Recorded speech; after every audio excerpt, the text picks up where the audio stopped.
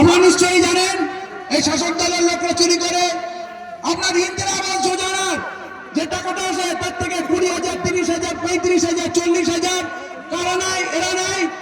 আপনি বলুন, আপনি হাসপাতালে গেলে ডাক্তার পান না, ওষুধ পান না, বাজার থেকে ওষুধ কিনতে হয়। ওই প্যাথোলজি টেস্টের রক্ত পরীক্ষার টাকা 200-300 টাকা করে দেন।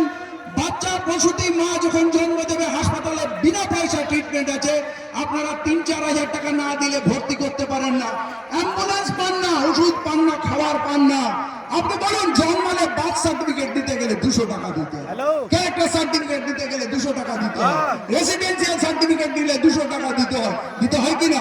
আপনার এখানে রাস্তা হয়নি, আপনার এখানে ড্রেনেজ সিস্টেম নেই, আবর্জনা পাহাড় আছে, আপনার নদী ভাঙনে ঘর ভাঙে, টাকা আসে আর টাকা লুট হয়ে যায়। নদীর ধারে কাটা বালির বস্তা আর বাঁশের খাঁচা ফেলে দিয়ে বলে 100 কোটি টাকা সাফ হয়ে গেল। কৌশল মুস্তাকিমের দোষ কি?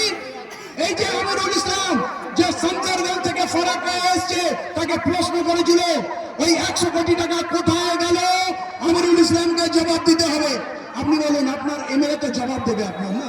কৌশল মুস্তাকিমকে ডেকে তো বলতে পারতো